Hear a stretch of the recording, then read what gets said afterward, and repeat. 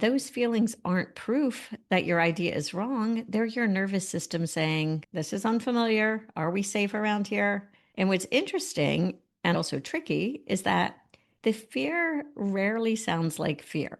It dresses itself up, right? Like logic. Welcome to the Artwork of You, the podcast where your life is the canvas and you are the masterpiece. I'm your host, Lori Gouhin, and together we'll explore creativity, self-awareness, mindset, goal strategy, and the importance of accountability so that you can paint your life's portrait with confidence and ease. Remember, in the gallery of life, you're not just a spectator, you are the art. So let's grab our brushes and start creating the masterpiece that is you. Hello, my friends. I am so glad that you are here with me today because today I want to talk about courage. And so, as you know, we've just started the third quarter of 2025. And if you're like most people that I know, myself included, you started this year probably with ideas and goals or changes that you wanted to make. And maybe some of them you've already tackled. Others you've been kind of circling around, telling yourself you'll get to them when things slow down or when you have more clarity, maybe when you have more money or when the timing is better, etc. All the things. But here's what I often notice, and the reason why I'm recording this episode today. It's probably not all of those things that I just mentioned that you're missing. And what it most likely is courage.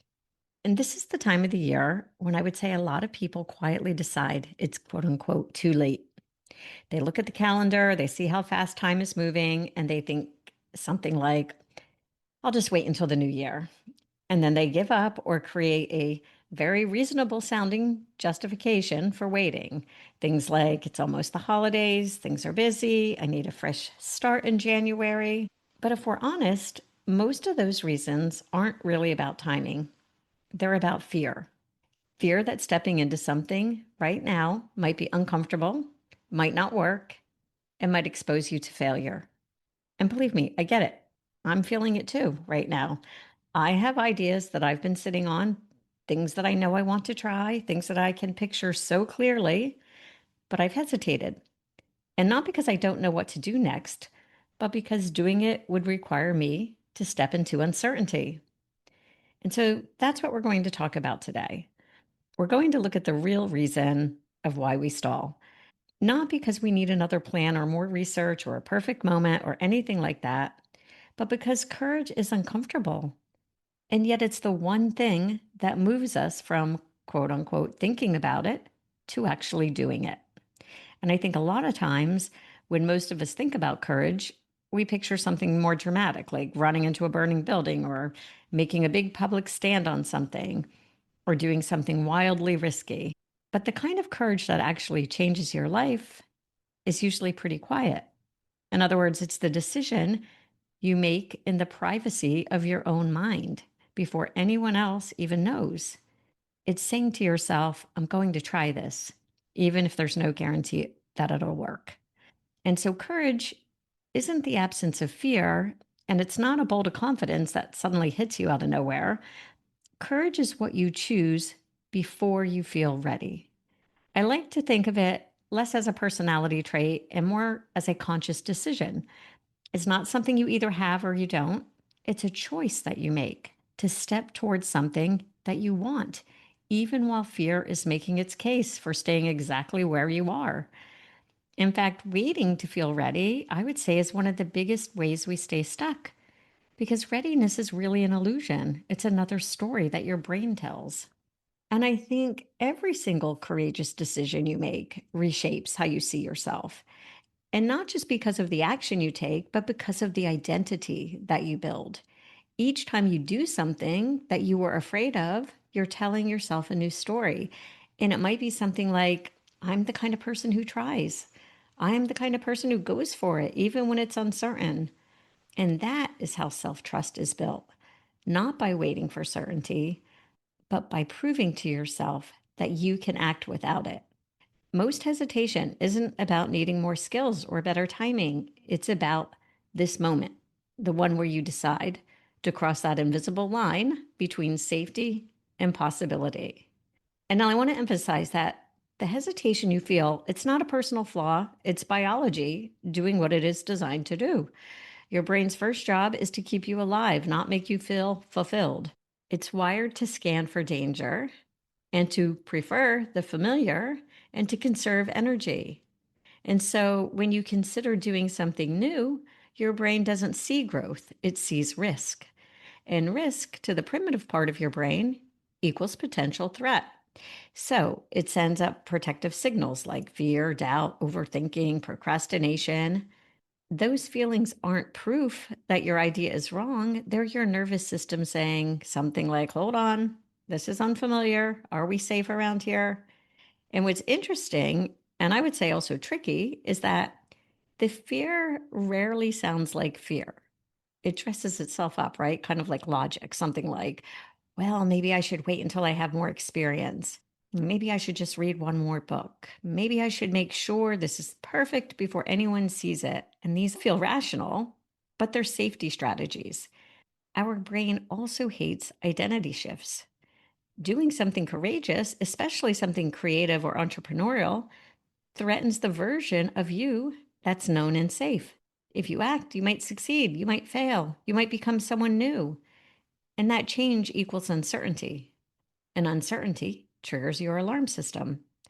This is why courage feels heavy, because you're going against your brain's default programming. You're not lacking willpower or anything like that. What you're doing is bumping into a kind of built in safety feature. And knowing that matters because once you recognize the voice of self protection masquerading as reason, you can decide whether to obey it or to move away from it. And I also want to share, and this is very important, every time you hesitate, you're not just pausing an idea, you're training yourself to believe that action requires perfect conditions. In other words, you're teaching your brain that fear gets the final vote. And what starts as a short delay, something like, I'll wait until I have more clarity or until things slow down or until the new year, it slowly solidifies into a pattern. And each time you choose safety, the story, I'm not ready, gains more evidence. And the next leap will feel bigger and scarier and more complicated. You tell yourself that you're buying time, but you're actually buying distance. Distance from your goal and distance from the version of yourself who believes you can do hard things. And waiting also creates, I would say, an emotional weight because the idea doesn't just sit there silently, right? It nags at you. It becomes heavier, more intimidating, more tangled with guilt and what if. And by the time you circle back, you're not just facing the action itself, you're facing months of self doubt that you've accidentally built. And here's another important thing when you delay long enough, you begin to shrink the dream just to make it more comfortable. And you probably tell yourself it wasn't that important. And you lower the stakes so you don't have to feel the discomfort of going for it. That's how brilliant ideas quietly die, not with one big no, but with a slow erosion of your belief. And the longer you wait, the louder the fear becomes and the more courage it will take later. So acting now, even imperfectly, keeps the fear smaller and the path to your success alive. So, if waiting doesn't work and fear rarely goes away on its own, how do we actually build courage? Well, I like to think of it less like hype and more like design. You don't need to be fearless. You need to structure your life so that acting with fear becomes normal. So, I would say number one, decide first and prepare second. Most people try to prepare their way into courage. They gather enough proof to finally feel safe, but the safer move is often the opposite. Make the decision, then create your plan. Say, I'm doing this, and then line up the details afterwards. Otherwise, you'll be planning forever.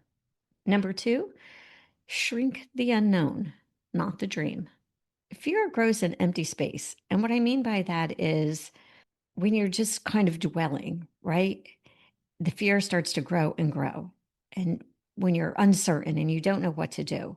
So define the very first visible step, not the whole staircase. Maybe that looks like emailing a few people or publishing a post or testing the product if you're creating one with one buyer. You don't need a 50-step action plan. You just need to remove that lack of clarity from the first step. Number 3, build proof of self-trust. Each courageous act, no matter how small, is a deposit into the quote unquote, I can do hard things bank. Track it, write it down, and remind yourself that you acted without certainty and you survived. Believe me, confidence is not found, it's documented. Number 4, borrow nervous system safety. And what I mean by that is that sometimes the best way to act courageously is to create safe conditions around the act. And that might mean talking it through with someone you trust, hiring a coach, or having a support system so that the fear doesn't feel isolating. Because courage doesn't mean it has to be solo. And number 5, anchor to your values, not outcomes. If your courage is only tied to results, the fear will win whenever the outcome is uncertain. So connect the action to who you want to be. I'm the kind of person who honors ideas when they show up. I'm the kind of person who moves even when I'm uncertain. Courage becomes easier when you stop negotiating with fear and start normalizing action. The goal is not to eliminate discomfort. It's to make discomfort more like a familiar face instead of a stop sign. Again, we're stepping into the final stretch of the year, and this is the season when a lot of people quietly check out on their goals that they set back in January, and they tell themselves it's too late to make any real difference, so they push that dream into next year. But again, the clock and the calendar, they don't decide if you're done. You do. You have way more than enough time to make meaningful steps before the year ends. One decision made now can completely shift the story that you walk into January with. And instead of, I didn't get to it, you can start the new year saying, I already began. So I want you to ask yourself, what's the one move fear has been talking you out of? What would happen if you chose courage today? Not in January, not someday, but right now. And if that next step feels too big or you want help turning it from a brave idea into a clear plan, I can help. I offer 60-minute strategy sessions where we define your real next move and build the kind of structure and accountability that makes courage actionable. You can book your session at www.theartworkofyou.com, or you can reach out to me via email, social media, it doesn't matter. You don't have to wait for the perfect moment. You just have to decide. And for God's sake, please, please, please do not someday your life away. That's a wrap for today, my friends. Thank you for sharing your time with me. And remember to show up in your life like the masterpiece you are, because you are the artwork. Please subscribe and leave a 5-star review. Have a fabulous day.